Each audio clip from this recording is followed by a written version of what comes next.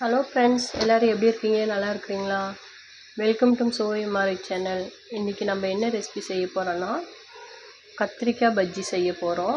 இட்லி தோசைக்கெல்லாம் சூப்பராக இருக்கும். வீடியோக்குள்ளே பார்க்குறதுக்கு முன்னாடி சோயமாரி சேனலுக்கு சப்ஸ்கிரைப் சப்ஸ்கிரைப் பண்ணுங்கள். நிறைய பேர் பார்க்குறீங்க, ஆனால் சப்ஸ்கிரைப் பண்ண மாட்டேறீங்க. கொஞ்சம் ரெக்வஸ்ட்டாக கேட்குறேன், சப்ஸ்கிரைப் பண்ணி பாருங்கள். ஓகே ஃப்ரெண்ட்ஸ், வாங்க வீடியோக்குள்ளே பார்க்கலாம். இப்போது மண்பானையில் தான் செய்ய போகிறோம். தண்ணி கொதிச்சிட்ருக்குது. இப்போது மண்பானையில் தான் செய்ய போகிறோம். தண்ணி நல்லா கொதிச்சிருச்சு. இப்போ கத்திரிக்காய் கட் பண்ணி வச்சுருக்கேன். கத்திரிக்காய் நம்ம ஒரு ஒரு கை கல்லுப்பு தண்ணிக்குள்ளே போட்டு அப்புறம் தான் கத்திரிக்காய் கட் பண்ணணும். ஏன்னா கத்திரிக்காய் காரில் அடிக்கும். கல்லுப்பு போட்டோம்னா அப்படியே இருக்கும் கத்திரிக்காய், கருப்பாகாமல்.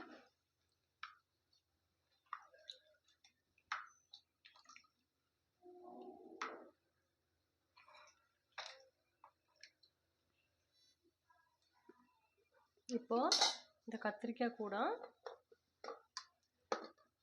பூண்டு ஒரு 4 பூண்டு, சின்ன வெங்காயம் ஒரு 4-5 உரிச்சு வச்சுருக்கேன். அதையும் பச்சையாகவே போட்டுடலாம்.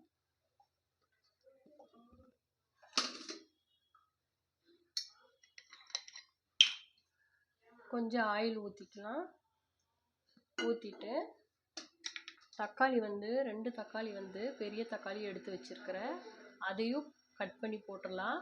ஏன்னா கத்திரிக்காய்க்கு நம்ம புளி ஊற்ற போகிறதில்ல, தக்காளி மாத்திரம் தான் போடுறோம். அதனால பெரிய தக்காளி 2 தக்காளி கட் பண்ணி போட்டுடலாம்.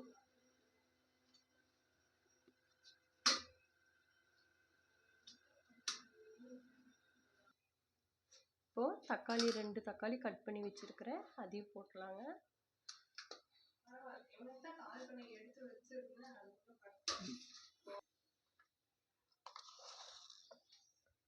சீரகம் 1 ஸ்பூனு,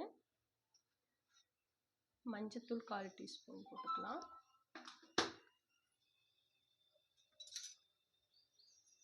போட்டு இதை கலரி விட்டுடலாம். இதில் ஒரு 5 பச்சை மிளகாய் முழுசாக போடலாம். ஒரு 5-6 பச்சை மிளகாய் முழுசாக அப்படியே போட்டுருங்க.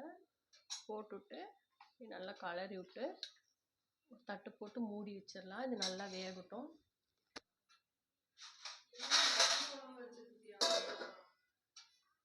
இப்போ பாருங்க ஃப்ரெண்ட்ஸ், கத்திரிக்காய் நல்லா வெந்துருச்சு.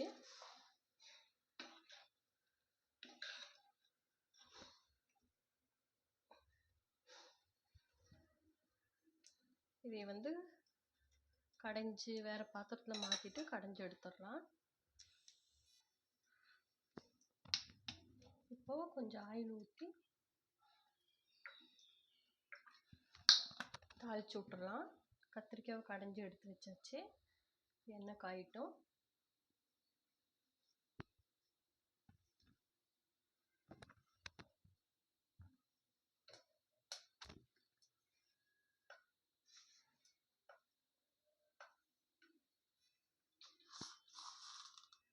கடுகு ஒரு 1/4 டீஸ்பூன்,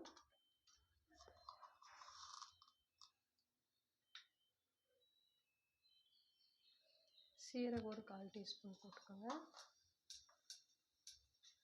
2 மிளகா, வரமிளகா 2, கருவேப்பிலை கொஞ்சம், வெங்காயம் கொஞ்சம் கட் பண்ணி வச்சுட்டு அதையும் போட்டுக்கலாம்.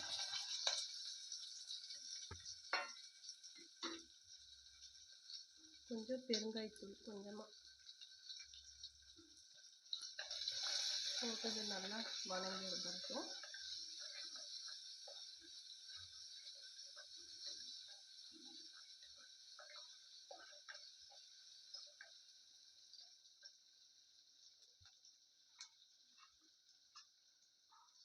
சால்ட் தேவையான அளவு போட்டுக்கோங்க. ஏன்னா கத்திரிக்காய்க்கு வேகும்போது நம்ம சால்ட்டு போடல, அதனால் சால்ட் உங்களுக்கு எப்படி தேவையோ அந்த அளவு போட்டுக்கோங்க.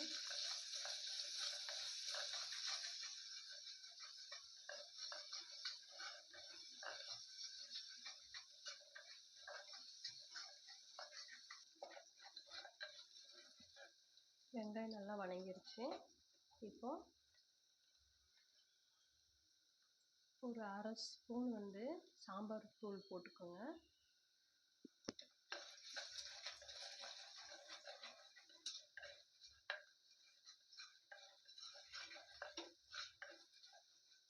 அவ்வளோதான். இப்போது கடைஞ்சி வச்சுருக்கிற கத்திரிக்காயை அதை போட்டுடலாம்.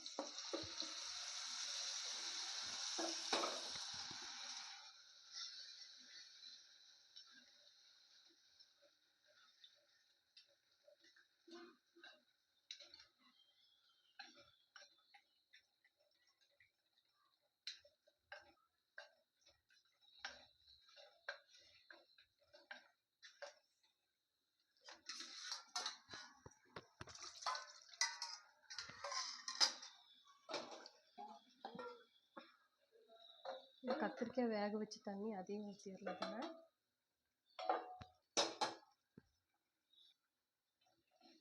இப்போ இதை நல்லா கலரி விடுங்க. ஒரு கொதி மாத்திரம் வந்தால் போதும், கத்திரிக்காய் பஜ்ஜி ரெடி ஆயிடும்.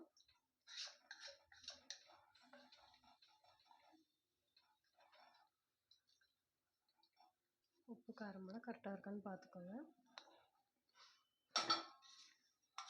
கொஞ்சம் மல்லித்தழை தூவி விட்டு ஒரு கொதி வந்ததும் ஆஃப் பண்ணிடலாம். மூடி வச்சிடலாம்.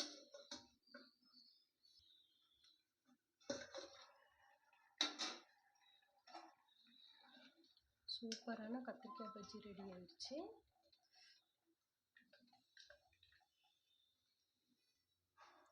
பாருங்க ஃப்ரெண்ட்ஸ், சூப்பரான கத்திரிக்காய் பஜ்ஜி ரெடி ஆயிடுச்சு. நீங்களும் வீட்டில் ட்ரை பண்ணி பாருங்கள். ஓகே ஃப்ரெண்ட்ஸ், சோயம் மாரி கிச்சன் சேனலுக்கு சப்ஸ்கிரைப் பண்ணுங்கள். ஓகே, பாய்.